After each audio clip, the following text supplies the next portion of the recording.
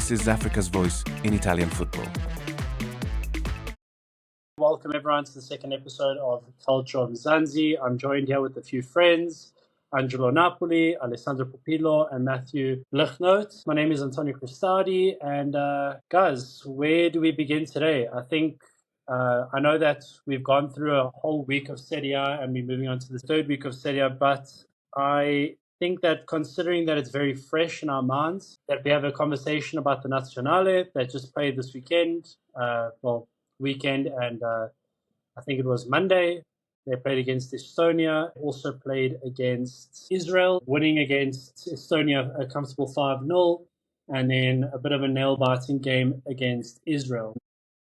I just want to get your thoughts on this. What did you think of Italy's overall performance against Estonia? What did you like? What didn't you like? And then I'll go on to Angelo as well, and then on to Matthew. Well, from the Estonia game, I was very, very happy. I liked how they played. I think we actually played some quality football. I think for once they actually learned how to play with each other.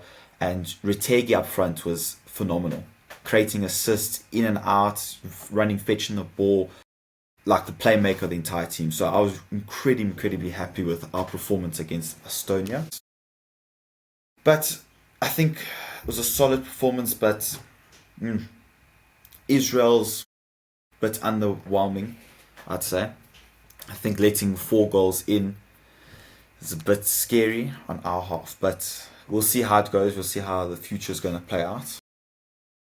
100%.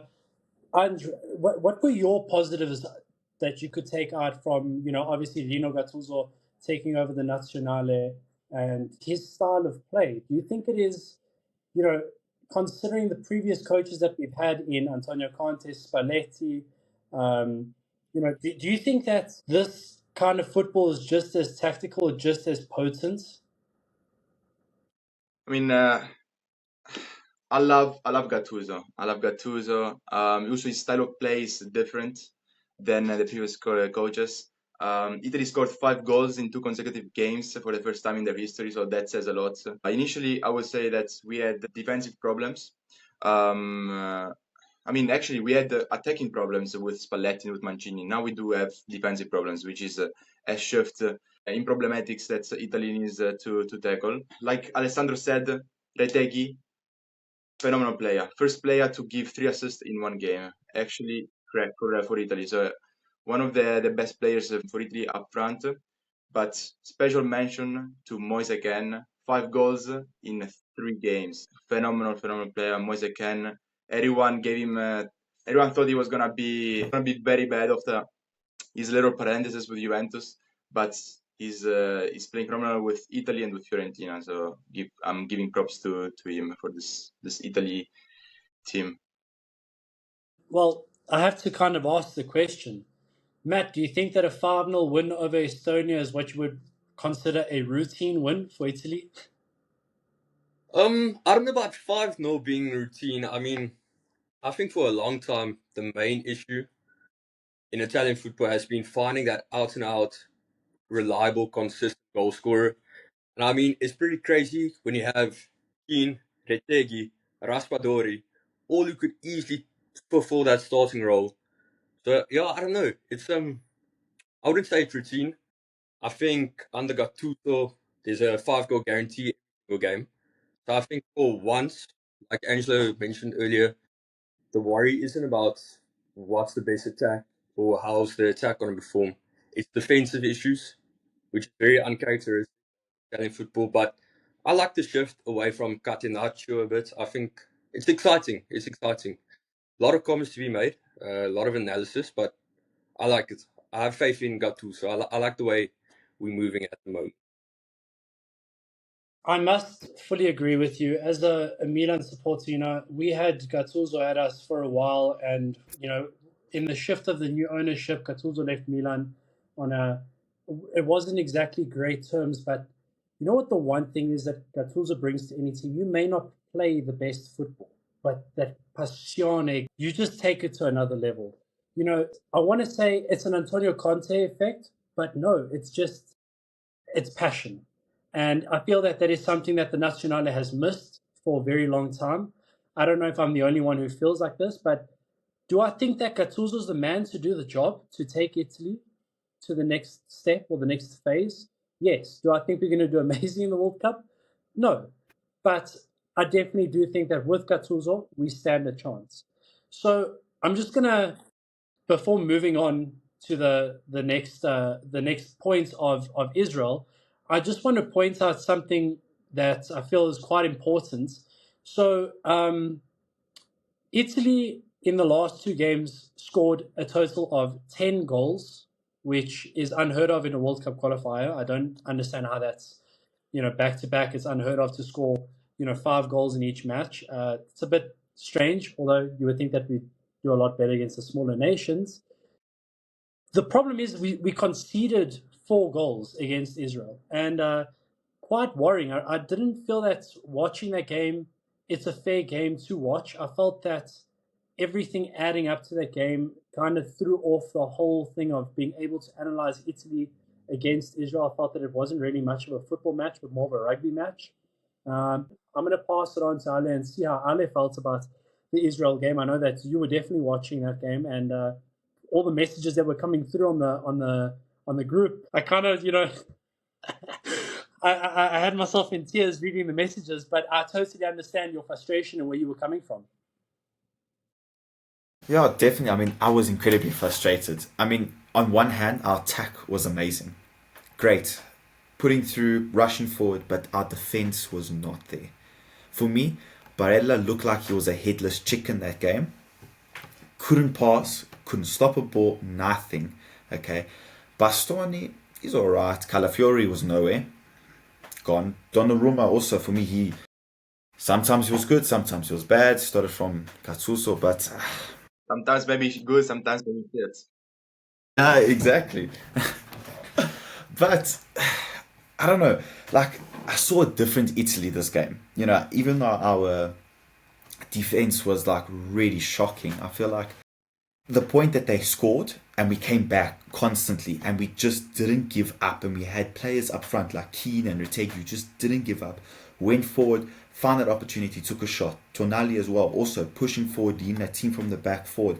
It was really, in that sense, was inspiring to watch. I said, like, I've never seen Italy in a long time play like this, but the defense was shocking. I feel like the defense really brought the whole team down while the forwards were trying to like push everyone forward to come back. And I think it was, if the game went on any longer, Italy might have just drawn or even lost that game. I mean, we were lucky that Donnarumma's save, well, messed up save that caused an own goal was actually a foul, and they disallowed it, because there already the game would have been drawn and it's a 5-5.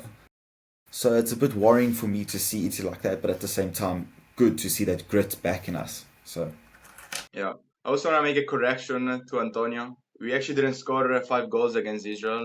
We actually scored 7 goals in that game, because those goals from Locatelli and Bastoni top notch, especially Bastoni's one, like that was top burns, so like actually cracked. Well done, Bastoni, with that.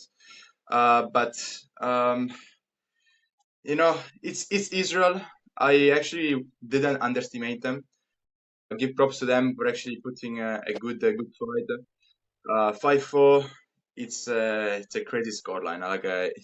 I haven't seen a scoreline like this since I watched tennis playing with Sinner against Alcaraz. So it was very close until the last seconds. I just didn't enjoy seeing Italy conceding those 2 goals after you winning 4-2 in 2 minutes. Even Gattuso said after the match, it's something that you have to close the game. I know that you want to score a lot of goals because you have the pressure from Norway that is scoring insane goals with Haaland and company. So they probably wanted to score more goals against Israel, but like Rino Gattuso said, sometimes you just need to slow down the match and just bring home those 3 points. Yeah, I feel that especially with going forward, yes, we are very attacking. We know that Gattuso wants to win a game through and through. I really felt that watching the game against Italy, and I don't think it's a fair point to judge the tactical aspect of this game against Israel. I mean, And I'm going to say it for how it is. Tonali's goal, guys, to win the game was a fluke. I'm sorry. Put me in goals with gloves, I'll save the ball. Okay, I'll save the ball. That just shows where the mentality was in the field. It was more like a rugby match than what it was a football match. That's my personal opinion. But the one thing I will take from this game, and I think is a standout quality, is that we don't give up. And that non-giving up mentality is going to take us a very long way. Just moving on to the next point, I just want to mention something here. The goal difference right now between Norway and Italy. So they've obviously won a game more than us. They played one game more than us. We obviously lost to them, and we have to play them at home, which I actually can't wait for that game. It's going to be a very juicy fixture. But, Norway's got a goal difference of 21. Italy has a goal difference of 5. Yeah, I mean, it's not impossible. It's not impossible. I still believe. You just need to lose points against Israel and Estonia, because those are the games that they're gonna play next, Norway. I did some maths. If Norway wins 2-0 against Estonia and 1-0 against Israel, because like we saw, Israel was actually a tight fight. And Italy wins 3-0 against Israel, 6-0 against Moldavia, 5-0 against Estonia. Then we go to the big match against Norway, where we need to win with 3 goals difference. 3-0 or 4-1 against Norway. We can come back with the goal difference. It's impossible, but I'd rather try that than go again in the playoffs and face the nightmares from the post qualifications to the World Cup. I'm going to throw a bit of a hot take over here. Guys, Norway cannot play in this World Cup. This team is not good enough to play in this World Cup. I watched, you'd say Antonio might say Pazzo. I watched Norway versus Estonia. Besides the fact that it was the worst football match I've ever seen in my life, Norway beat Estonia 1-0. Guys, they could not score against Estonia. And the goal that was scored, please go look at the match, go look at the highlights if that's what you want to do. The goal was terrible. The match was boring. The football wasn't great. You would expect it with the players they have, Norway to be a much better side. I just don't think that Norway is a team that, go to the World Cup. I don't think you're getting out of the group stage. And I'm going to be honest with you. Bafana will beat you, boss. Let's not write them off. Okay. So my final question, and I'm just going to go in this order: Matt, Alessandro, and then finally Angelo. Matt, can Italy qualify for the World Cup in first place, or do you think we're going to playoffs? I don't know. I don't want to make predictions. I appreciate Angelo's depth calculations. I think I don't want to jinx it, so focus one game at a time. Maybe I'm being a bit superstitious. I would still put my money on it, but I think, you know what? I trust Gino. Take it one match at a time, and we see what happens. But just to quickly say something, there should never be the position you find yourself in the first place. But I mean, there's no point in stressing too much about what happened. I have faith in how things are currently looking. So we take it one match at a time. Ale? I'm going to be a bit different. I feel like we're not going to go through first. I think it might be second, and we have to go to that playoff. It's looking more likely. So I'm looking at the stats, and the stats telling me that second place. Ange? I'm just thinking of like all that generation that didn't see Italy playing in the World Cup, and I cannot fathom an idea of like a world where Italy doesn't qualify 3 times in a row. It's actually just disappointing, and I don't want to think about that, because I remember when Italy didn't qualify for the first time against Sweden, I was literally crying, like on the couch, really looking at that match. Against North Macedonia, I was just disappointed. I was already used to it, which is actually something very sad. 3 times in a row, I don't think you'll see me again, But I'm just joking. I just think you need to qualify. If it's second place, then you need to win those playoffs. Actually, the system with the UEFA now means that we're gonna play a team that is actually not that great. I'm just talking the team like a caliber of Northern Ireland. So that's a doable matchup. But Until the very last game, I want to qualify first.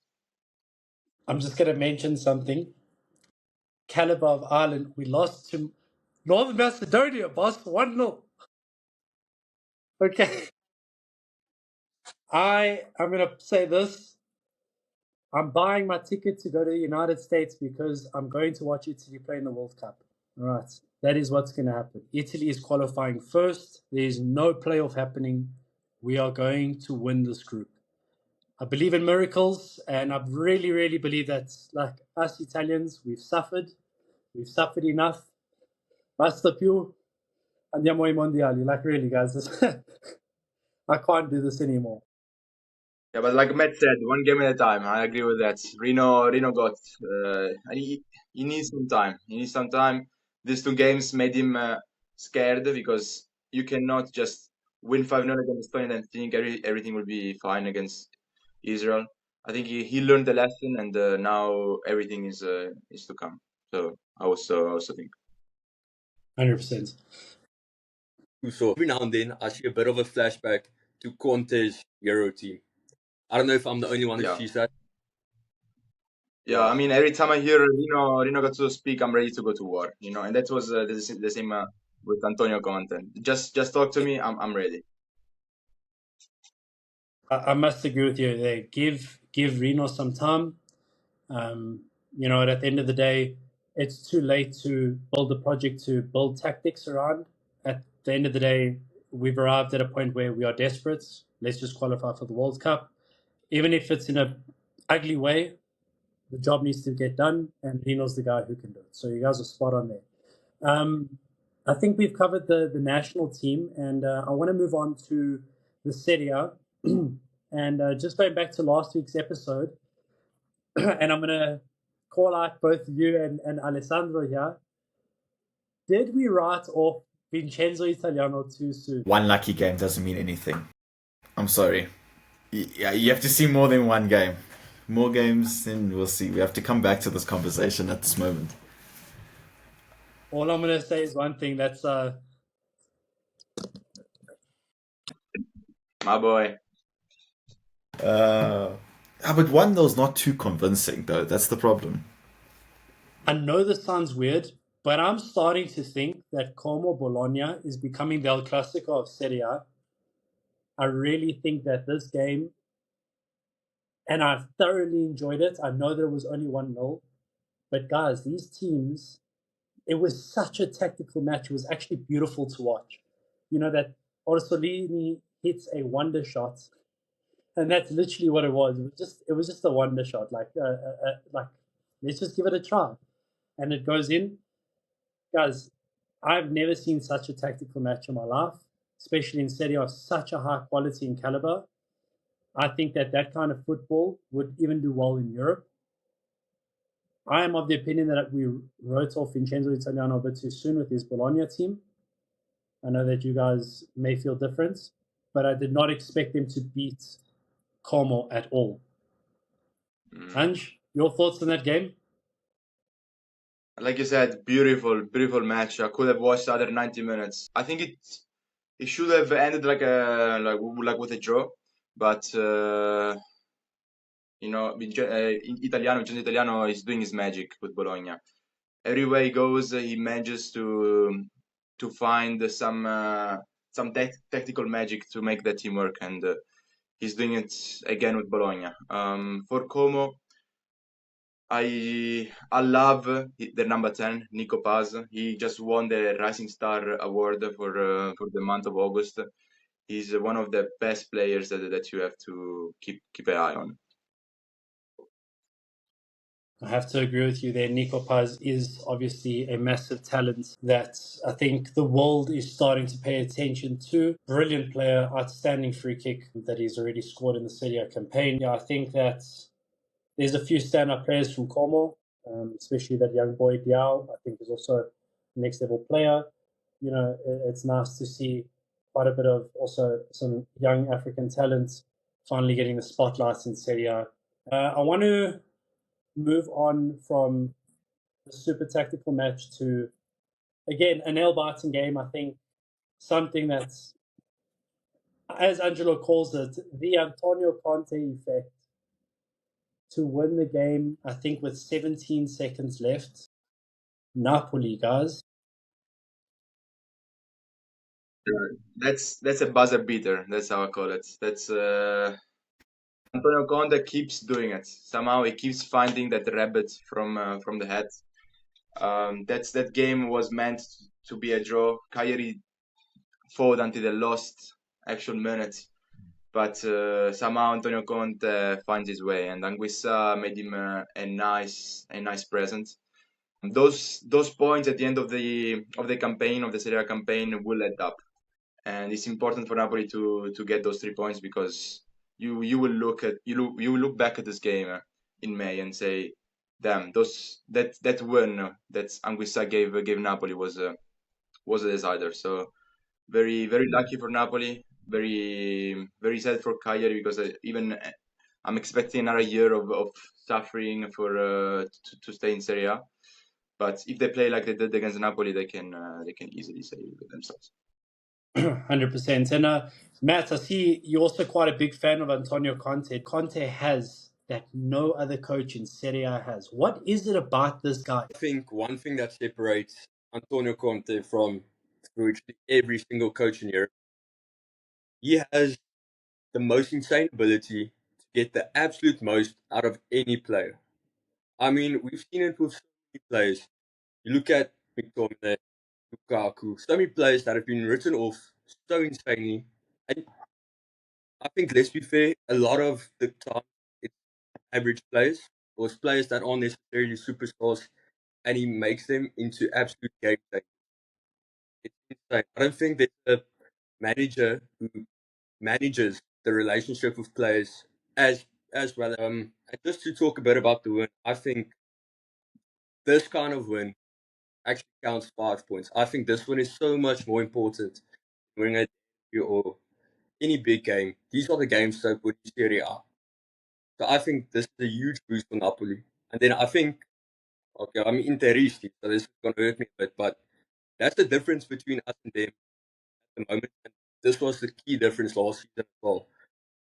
They should have had 1 point, and then last minute, Jumbo and Gita, insane, gets them to 3 points. Before we go on to Inter, I just want to backtrack just a little bit and go back to Napoli.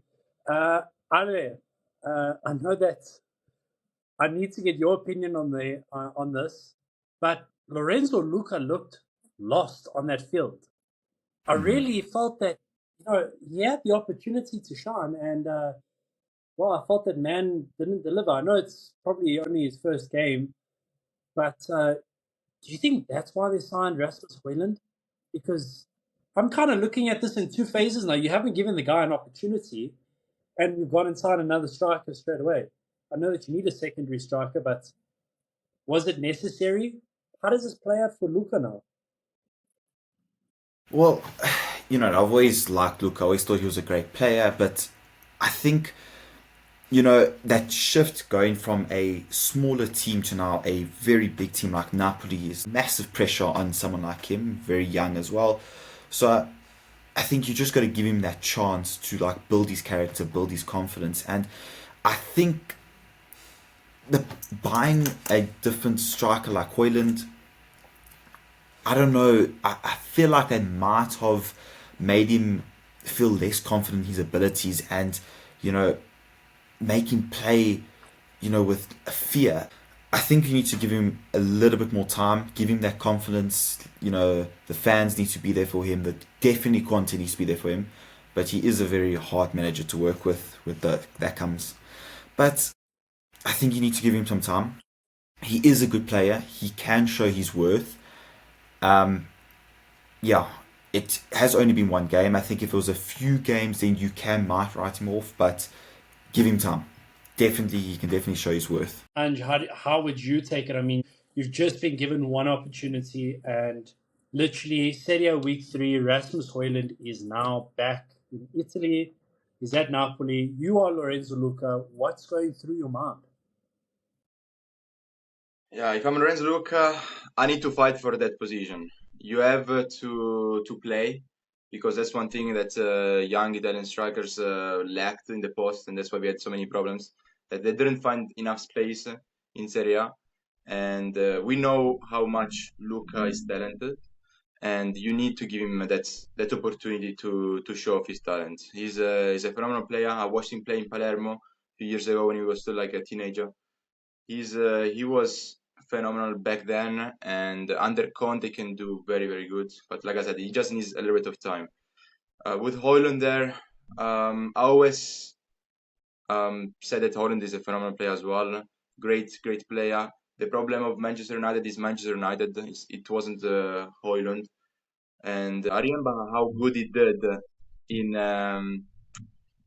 with Atalanta. So I think he will also do very good with Napoli.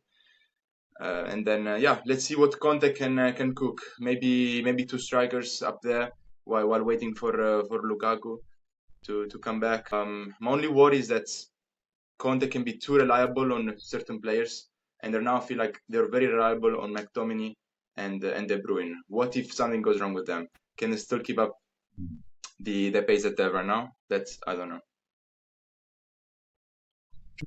I don't disagree with you on that statement. United is United. We can't blame them for being cut, but it's just how they are. Just want to move on to the next point. And, you know, we last week were saying that, I mean, you guys mentioned that between Napoli and Inter, these guys would be fighting for the Scudetto. And then Napoli goes and does, I think, a miracle. They perform a miracle in winning against Cagliari. But then moving on to Inter, guys, is it a warning sign? I'm just curious, is it a blip or is it a warning sign for problems? And this is where I'm going to leave Matt for last, because say Interista and devi soffrire, because that's just my number one thing for all Interisti, please. So, Ange, I'm starting with you, boss. Oh, damn it. It's a hot potato, because you know, like, I really like Inter, and I really think they can do very good this year. Everyone was all over the heads after they won 5-0 against Torino, and then second week comes, and then they lose against Udinese at home at San Siro. That's a little bit of a blow up, but the season is long. Kivu is new.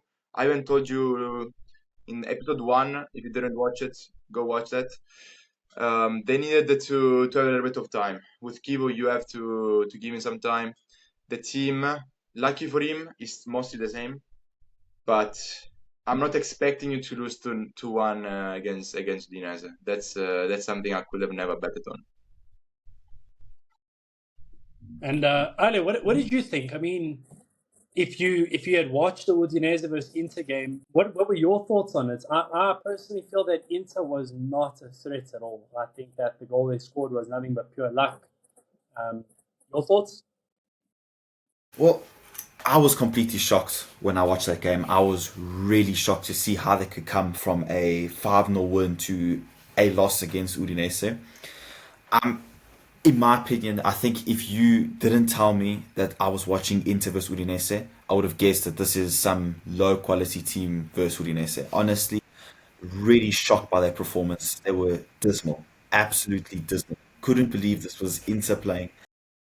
But as Angelo said, the season is long. The team still needs to gel together. It's a new coach, new tactics. They need to get familiar with each other.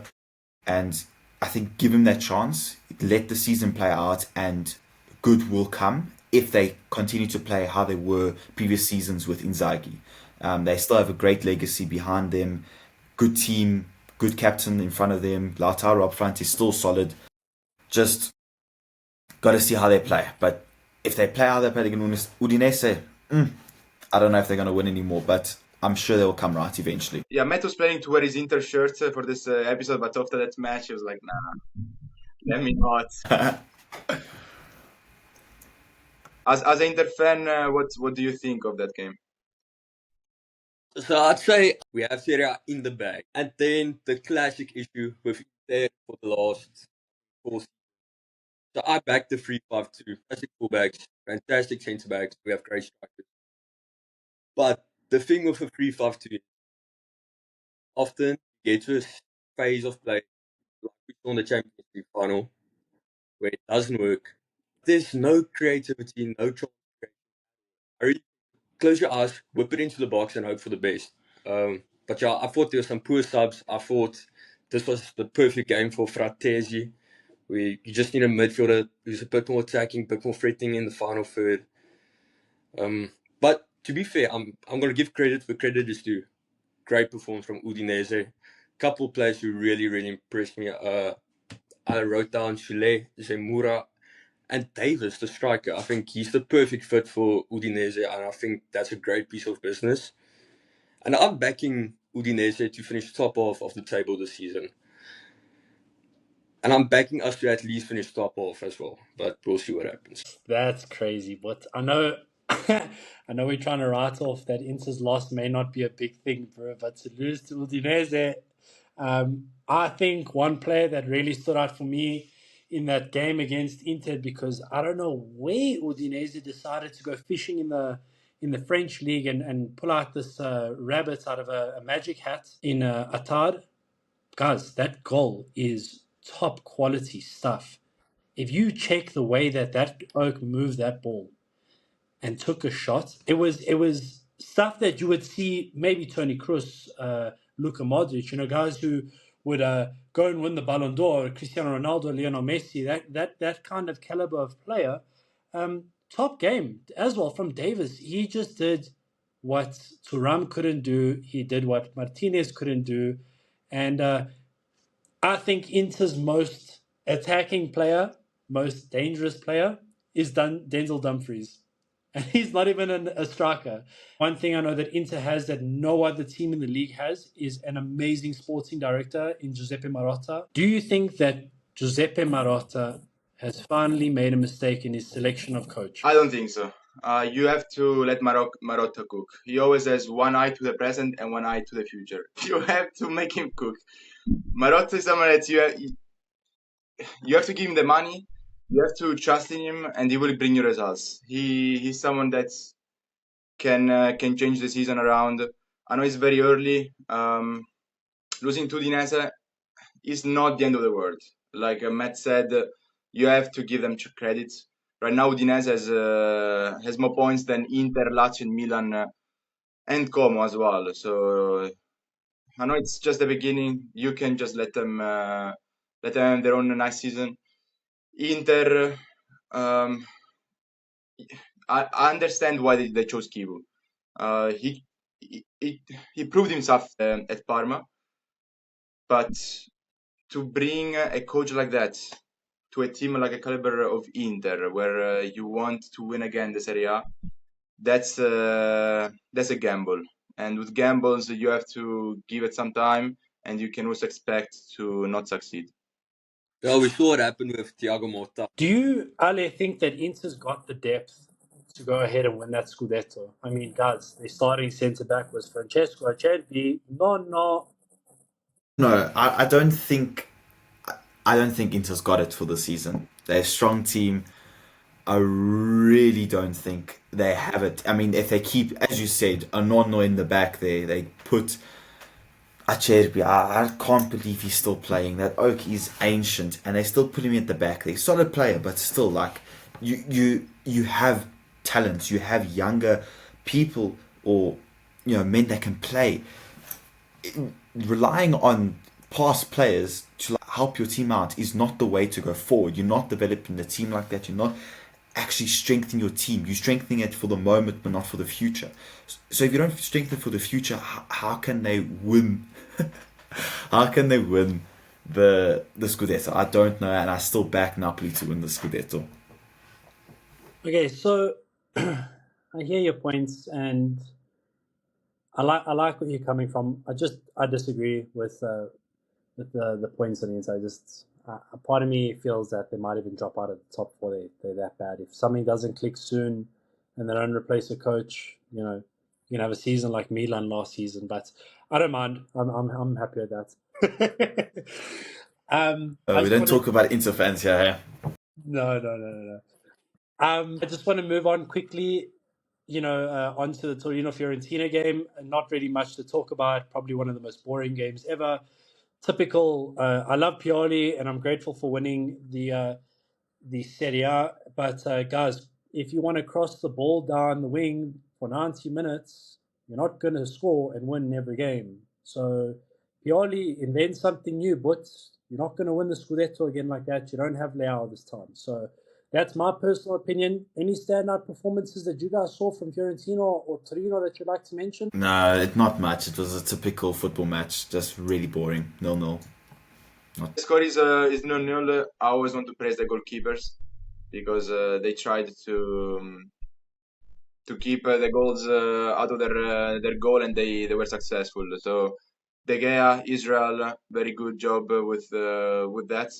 MVP of the match, Mandragora, someone that I would also like to see on the Italian national team. He deserves a call up. I think it's something we've been saying for seasons on end. Mandragora, guys, wow, what a player. I'm going to move on to Roma. Roma, a team that we spoke about last week, and I really think that Roma is, like Angelo says, the juices are starting to get in there. Solid game from Roma. Solid game. Defensively, attacking. I felt that Roma got the job done, and they did it well. 1-0 is just as good as 3-0. So, well done to Roma. Massive standout performance for me. I thought that there's a lot to improve. A couple more signings in the summer window, and I think that Roma will do very well this season, even in European competitions. I don't know how you feel, Matt.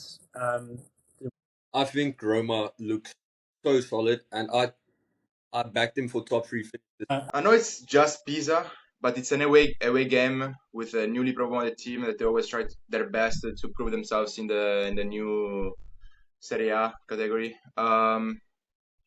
I feel like it's a good win. It's one goal that brings you 3 points. Now you're 2 games with 6 points. You're up there trying to chase the dream. Like Matt said, a top 3 would be a phenomenal accomplishment for Gasperini and his Roma team. I would love to see them qualify for the Champions League, but with this pace and the way they play, the solid aspect of their defensive players and the quality of not only the fitness that Gasperini always brings to their players somehow, the actual finesse of the strikers and how they play up front is like they know each other from their childhood, like all those players. That's how I feel when I watch them. So I feel like if they keep playing like this, they can dream very, very big. Ale, how do you feel about Roma's performances? Do you think that are you content watching Roma? I mean, they play good football, man. No, I 100% agree with you. I'm really content how they're playing. I was a real treat to watch. I mean, 1-0, it's enough. It's a good start. 3 points in the bag, and they played solid football. Good to see. I mean, that Ferguson Sule link up there was amazing to watch. A little tap there, goal by Sule, and a wonderful goal, if I have to say so myself. It was just really nice to watch. And I feel like Sule is finding himself in the team compared to last season. He wasn't that much featured. So, yeah, I'm really, really content, and I'm very happy to see how we're playing. And I think it can just get better and better from here. You know who didn't think 1-0 was enough in the game? Lazio. Lazio, guys, smashed Verona 4-0. They took the children to the park and taught them how to play football. Lazio, guys, I'm surprised they did so well against Verona, although I still am of the opinion that Verona needs to get relegated. There is nothing about this team. If there's one team that I don't mind finishing 20th and leaving Serie A because they bring nothing to the table, is Verona. But how dominant were Lazio over Verona, Ange? Do you think that this is going to become something more? Did you expect this, knowing that Lazio has a transfer ban? They couldn't do anything in the summer. Everything, morale and everything is down. Yeah.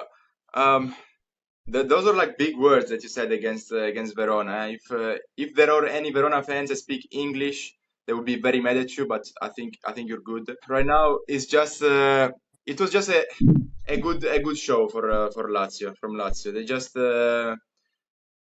They were just better in every single part of that game. I know we spoke bad about them after the first game. They lost against 2-0 against Como. But yes, we can say Como is on Verona, yes. But Lazio, after you cannot do a transfer market the whole summer, after you get Sarri, that's the first thing he says when he comes to Lazio is that I wanna get players because I spent this last few months scouting players since he couldn't coach, and now he doesn't have a transfer market to work with. And just second game, scoring 4 goals, beautiful show. I have no scam tuning Verona. I think I stand next to Ibrahimovic, saying whatever I got to say about Verona. The biggest thing in the time that they were in Serie A was getting to see Ibrahimovic retire. There's nothing more to them. I'd really give me some good football, then we can talk about them in a positive manner. They just no sustainable project, nothing more. Yeah, it's time to get some new blood in the mid table of Serie. Ale, how do you feel knowing that Lazio won 4-0, boss? Does that make you feel good as a Romano, bro? You know what? I'll give credit where credit's due. They did play really well, but they played against Verona. They played against a team that has changed the entire squad. They got rid of every single player. I mean, they're getting relegated. So they played well, but they played against a really, really weak squad. So for me, 4-0, 1-0, same thing for me. Honestly.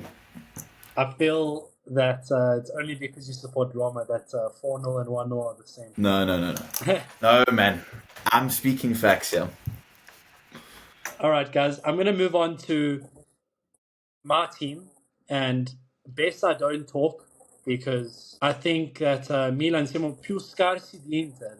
And it's not one we lost, one we won, but no real striker, no real vision. What do you think? And should I be worried? Should Milan fans be worried? I was looking at the numbers of the transfer markets, and Milan was the top one on the Italian clubs that spent the most, with 160 million euros spent during the transfer market 25-26. With Juventus second, 137 million, Atalanta third, 126 million. So with 160 million in the transfer markets, this is what you end up with. I'm disappointed for the Milan fans because they don't deserve to watch this. It's I still don't rate that they're gonna do that good in Serie A this season, but there's still hope. I still hope in Nonno Modric, you know. So hopefully, like Nonno Modric can come back and like in his prime era somehow. Let's see how that will go. But talking about the lost game against Lecce, correct? Yep. Yeah, that was a good win. 2-0. You want to get started. You want to get those points up the table because at 0 after the Cremonese didn't look very good next to the Milan name. Now 3 points. You have to get the positives out of that match and bring them for the future. Yeah, I mean, it's not that I want to be passing this on to Matt, but Matt, give me your opinions on Milan. So I'm going to be honest. I don't think Milan's situation is as bad as everyone's making it out to be. I think at the moment things may look a little bit shaky. I know, Antonio, and rightfully so, you are a bit worried about the number 9 position. I think you guys should have definitely brought someone in. I think Oyland would have been great. Dolfbeek would have been good as well. But I think this is a good opportunity for Jimenez to prove the doubters wrong. So I don't know. Let's see what happens there. There's not a lot of positives I can say about him, but let's give him a chance. But I think also remember Rabiot, which is a great piece of business in my eyes. So I think, let's be positive because there's so many negatives to focus on. Else we're going to lose Antonio because it's tough being a Milan fan right now, I think. So let's focus on the positives. He speaks facts. Ale, I have to ask you this question. Why couldn't you take Jimenez and give us Dov Big Boss? Please, we really need a proper striker, dude. You should have taken Jimenez. No, this is the same reason why you used Jason, why we didn't take him. Dobbik is ours. He's staying at Roma. He's going to bang some goals for us, not you. Sorry.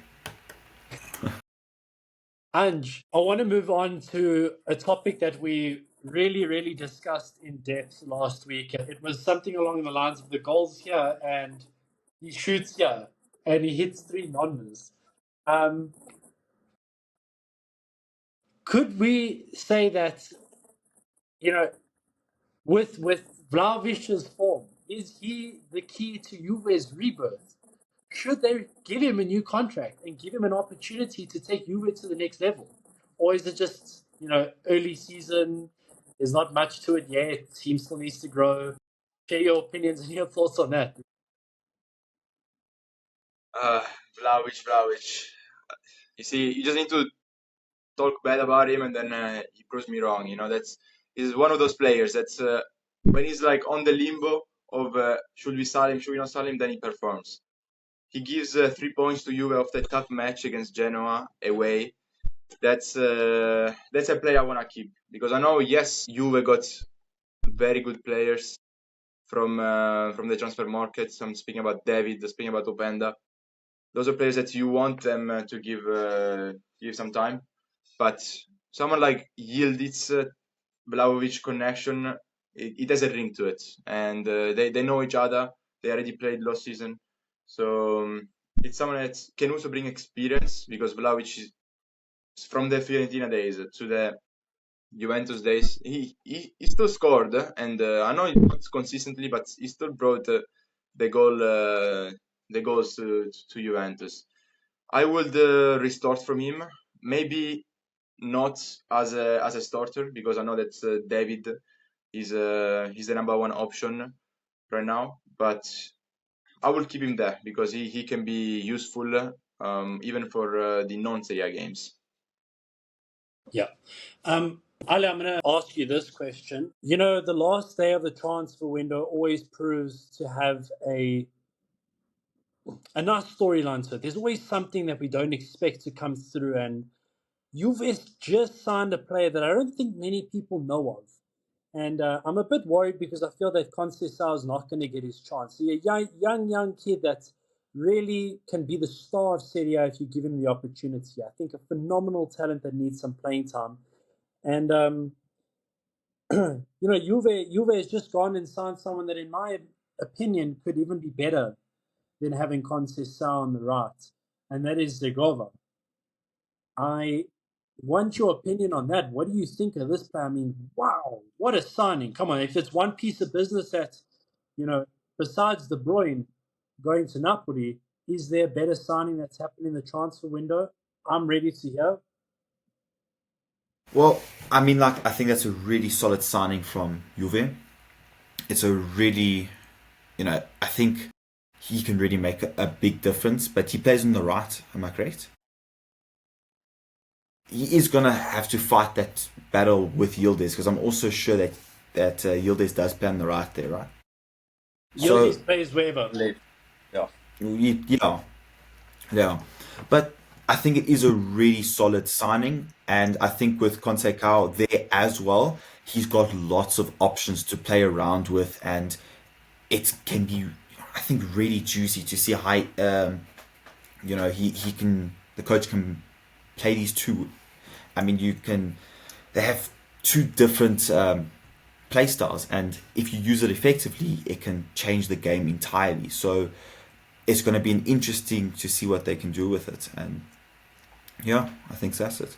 Matt, I'm just going to ask your opinion on Juve's project. I know we discussed it last week, and some of us don't have faith in Juve's project and feel that they're also like Milan without a direction.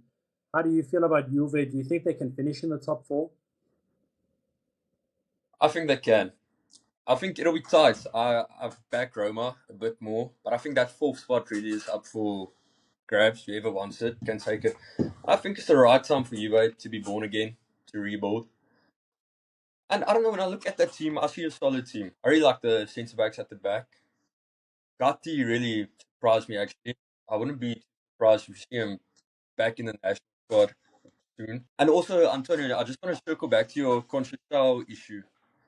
He played a really weird and different role this week. He played a lot more deeper than what he normally does. So I'm wondering, I don't know if they're going to try to shift him to more of a right wing back, maybe give him some minutes in the midfield. I don't know. So that's going to be interesting. But I don't know. I like the core of you. I think it's good. I back you with it for a big breakout season. I think the business they've done is smart. I like that. I like that reasoning over there, and I think coming down to the final person who I know will be very tactical and very clinical about it, Ange, speak to me, dude. Juve is, I don't think that their performances, you've relied on a man that you're getting rid of. I don't think that your way of seeing the club is in the right manner right now. Juve's market strategy, you are relying on a man you're getting rid of to win your games. Do you think that the way Juve is going about things is correct? I mean, yes, you bought Zagrava, you got Yildiz, but the guy who's won you your games, the guy who's unlocked the game and given you the key to the victory has been Vlahovic. Juve's project seems a bit skewed. Yeah, Vlahovic is still a Juventus player, so Juventus has all the right to play him and play him as they want. And now Vlahovic's role is not as a starter anymore. You must understand that he doesn't have that dog in him that he used to have at Fiorentina. Maybe it's Juventus' fault, but right now Vlahovic's role is to come from the substitutes and he scores. So if that's what he needs to score, then why not? Because you have someone like David that's Yeah, I mean, why wouldn't you use such a deadly weapon? I think we've covered almost all the teams except Atalanta. I'm just going to say one very quick thing, guys. Juric is not going to stay at Atalanta very long. Mark my words. I give him another 4 games. Ciao, ciao, eh? I put Atalanta in my top 4, starting the season. I still believe in this Atalanta squad, but just like you said, I don't believe in the coach, unfortunately. The players on paper or players that can bring you to Champions League. But drawing against Parma, yes, Parma, but damn it, Atalanta, don't make me rethink twice. I just don't like Juric, like you. If I'm Atalanta, I will sack him. I will give him maybe like 1 or 2 more games. I will sack him and try not to ruin the whole season like he did already with Roma. I will try to prevent that as soon as possible. Change coach and try the best to achieve that top 4 spot. Definitely, I believe they do have the quality players. They kept Lukman. They have Skamaka up front. They have the quality players, but Juric, he honestly, I don't know how he's still a coach. From nearly relegating a team to nearly relegating us, I'm lost. But I'm gonna give credit to Parma though. They actually played well. They did. I feel like they played better than they did in the first match, and they put Atalanta in their bum a bit. So we need to see how Atalanta are going to play. But I also think Juric needs to go. I mean, he's not the right man for the job. I need to move on to the last 2 teams. I made a post about this because I did some research, and I just want to hear your perspective on this. Sassuolo won the Serie B last season very convincingly. They were insane. Cremonese has Sassuolo's number. Now imagine you in this situation where you beat them in the Serie B. You draw with them in Serie B. You come to Serie A and you win the game in the last, I think it was 2 minutes. You're a Sassuolo player. What's going through your mind knowing that you cannot beat this team, but you just smashed Serie B? Like, when I say smashed it, you smashed it.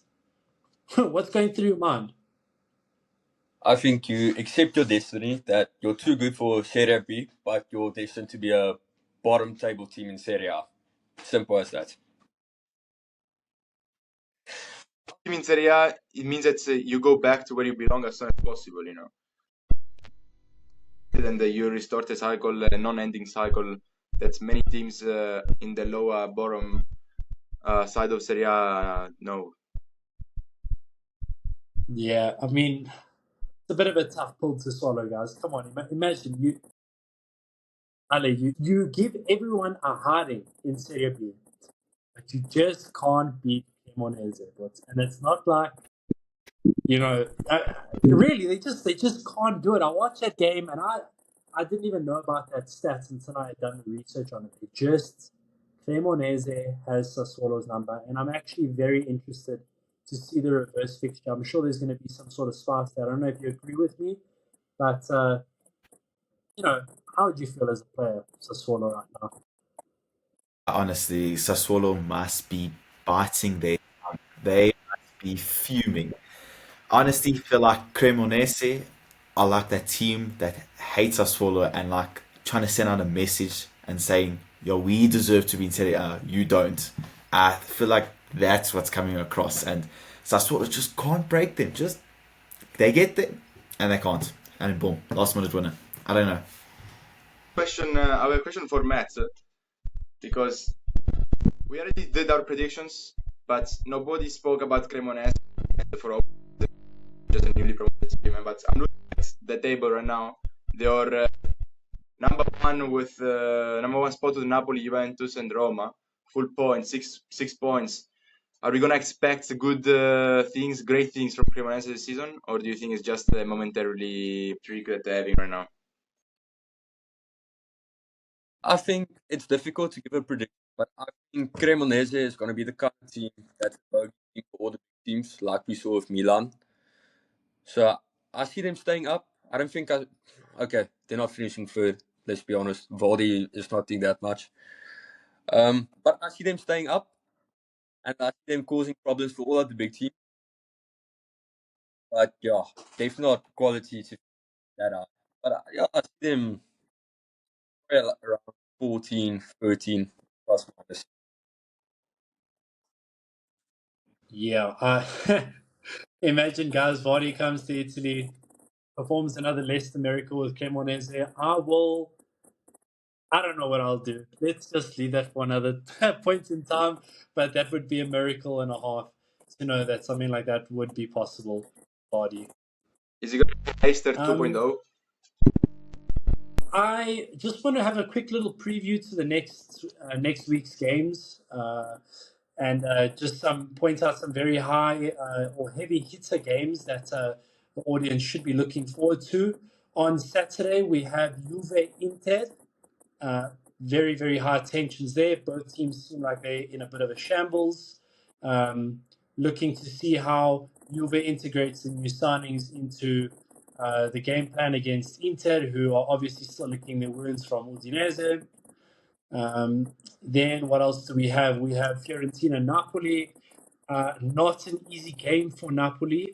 I think that this will be a real test for Napoli. The one thing that the Fiorentina side is good at is having a solid defense.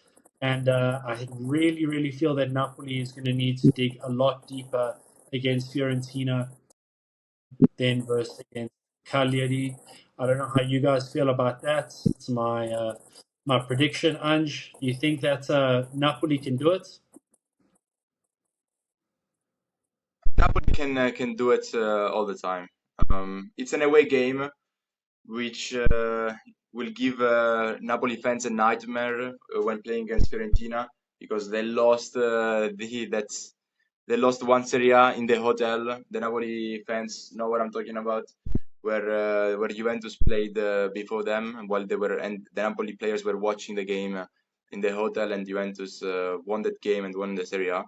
So that was heartbreaking for Napoli fans. So it's always this bittersweet rivalry that they have against was like Fiorentina. It's always like a good match to watch, and I wouldn't lose the opportunity to watch that game. But I wanna spend 1 second talking about the big match of Giornata 3, match day. Juventus-Inter. Juventus-Inter will be the first game, the first match, and the first time that the ref cam will be implemented in a Serie A match. What's a ref cam? You may be asking. It's a new way of seeing the replays and seeing the point of view of the referee. This means that the referee will wear a camera, and at any point in time during the match, the camera will be activated, and you can actually see what his point of view is. And yeah, thanks to this technology, you can review some episodes, some fouls or some penalties that you could have not seen in any other point of view. So it's very interesting. So yeah. Will this be part of VAR, Ange? That's a really big question that I have. Will it be part of a VAR review or no?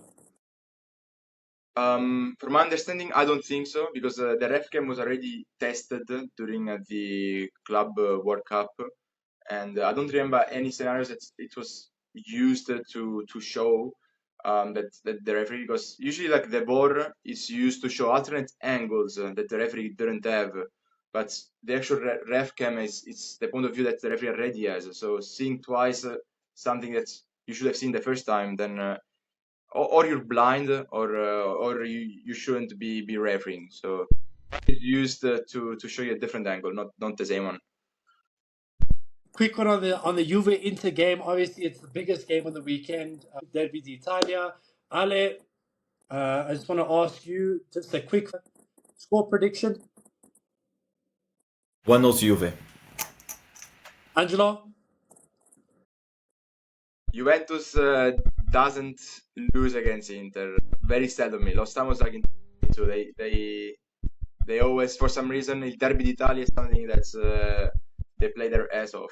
So I'll say Juventus win 3. And Matt, what are your predictions there? Well, I got to back the boys. I do agree with Angelo. Our track record in the Derby d'Italia is frightening. But I think Kivu's got a point he wants to prove. The boys are hungry, ready to fight it back. So I'm going to say 2-1. 2-1 Inter. I think that Juve is going to run circles around Inter 3-1. I'm sorry. Not sorry, but sorry. I'm saying we all saying Juventus will win except Matt. So I'm curious how the next episode will start. Okay. But news for Inter's fan. For Inter fans, Upamecano to Inter in 2026. It's here we go as a free agent. Upamecano.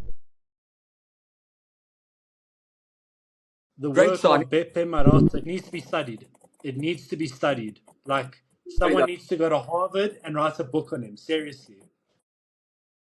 And the Kanji signing as well. Top class. Yeah, we didn't speak of that. Yeah, that's true. That's true. Then I just want to highlight some games on Sunday. Well, on Sunday we've got Roma Torino, where I think that Alex is feeling quite confident. Am I correct? Definitely. A home game as well. We've got in the bag. Done. I actually cannot wait to see another start to the game. I think Roma's starting atmosphere to their football matches are just breathtaking. It really sets the tone. And I'm going to say this like for how it is. It's the Anfield of Italy. I don't think there's a team that starts in a better way. Roma. Guys, if you haven't Even seen better it, than Anfield. I think that's a fair point. If you haven't seen it, guys, educate yourselves, open YouTube, go look at how it starts before Roma starts their football matches. It will give anyone, a bit of stage fright before you play your football match. Then we've got Milan Bologna, another very tactical game on Sunday. I think that if Milan doesn't beat Bologna, and tell me if I'm wrong, if Milan doesn't beat Bologna, we are not winning the Scudetto. And Okay. I was saying nobody actually believes that Milan can win the Scudetto besides you. But I try to give the benefit of the doubt because Serie A sometimes, I didn't even expect them to win when they actually won at lost time, and they still surprised me with Pioli. With Allegri, know that Allegri already won the Scudetto in 2011 with Milan. You have someone that know how to deal with the Milan environment, because it's something that you cannot overshadow. The Milan supporters and the Milan history talks before everything else that comes on the field. So you have to manage that as well, and I think Allegri can do a good job with that. But at the same time, you're facing Bologna at home. That's gonna be a very interesting match because Bologna also wants to prove themselves with Italiano. We already spoke about a lot about them, how Orsolini is on fire right now, and Milan needs to find a way to stop that.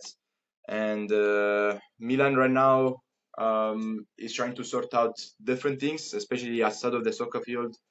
The contract for Mike Maignan is still not resolved, so you don't know what's happening with his contract, if he's gonna leave or not at the end of the season. That's something that you must also look for the Maignan 2.0 of the team.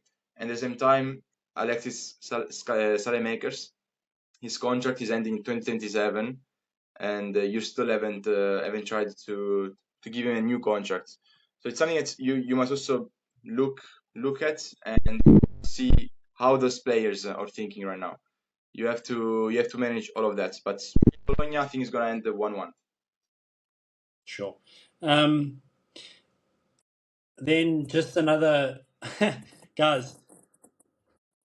I'm just gonna say it for Heidi. I think that Sassuolo is gonna beat Lazio 2-0. I just see I the absolutely biggest back smile that. come off of Alex's face.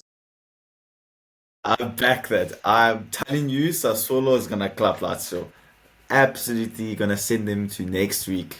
Come back match day week for them crying for more points. Watch. Angelo is heavily disagreeing with you. There's a very big disagreement, and I see the same thing coming from Matt's side. Guys, one after the other, I'll leave you go. Matt, you go first. What's your argument there? So I think my feelings on the right wing is just too dangerous. I back Zaccagni and Cancellieri to destroy and dismantle Sassuolo's defense. I'm just going to mention one thing, but and the only reason why I say Sassuolo to beat Lazio, Zaccagni is injured. Ciao, ciao. There's no more attack, but Castellanos, I know that he did Rabona last week, but this week, not Rabona, huh? No more right wing for them. But you know who can replace him? There's a very good soccer player. Right now he's so good. and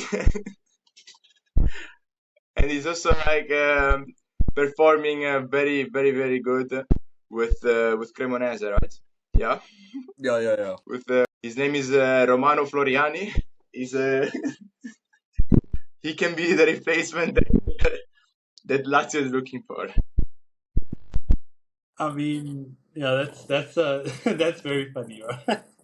I don't know if Lazio is going to have a decent season. I really just, they are, I want to say unpredictable, play some beautiful football. But if you're telling me that you're relying on players like Induzi to win for you, wait, and they can't even sign the player because they got a transfer ban, but so they got to wait. They got to wait to sign Floriani, but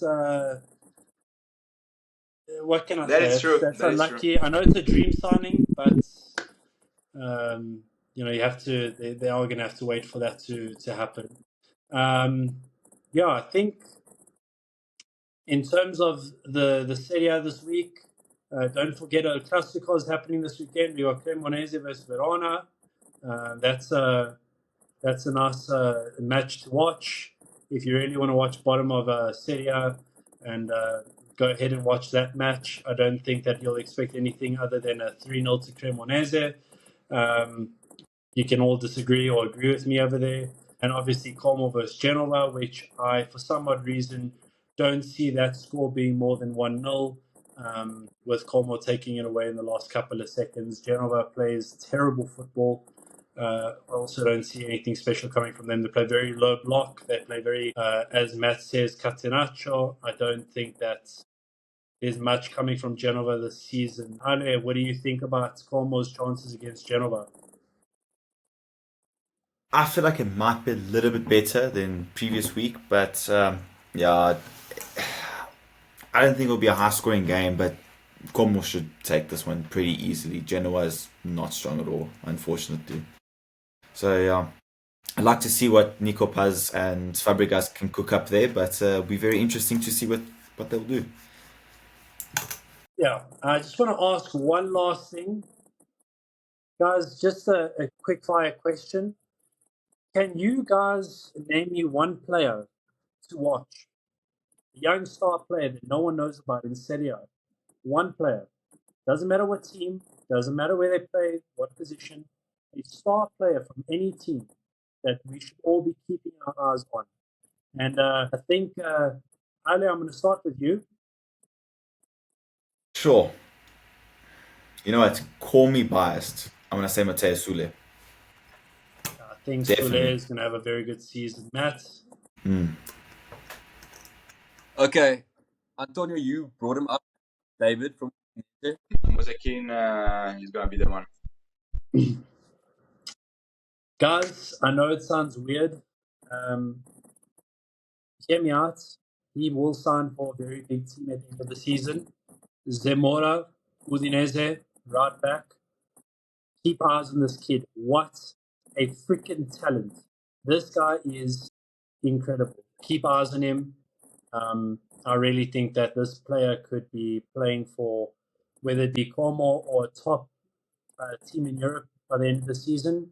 I think he can. So just a little heads up on that one there with that star player. But for now, I think that concludes our podcast of Calcio Mzansi episode 2. Thank you guys for doing this episode with me and having some fun and obviously enjoying the banter. We will see everyone after match day 3. Remember, sempre Forza Milan, Forza Roma, Scarso Inter e Forza Napoli. Ciao a tutti, ciao.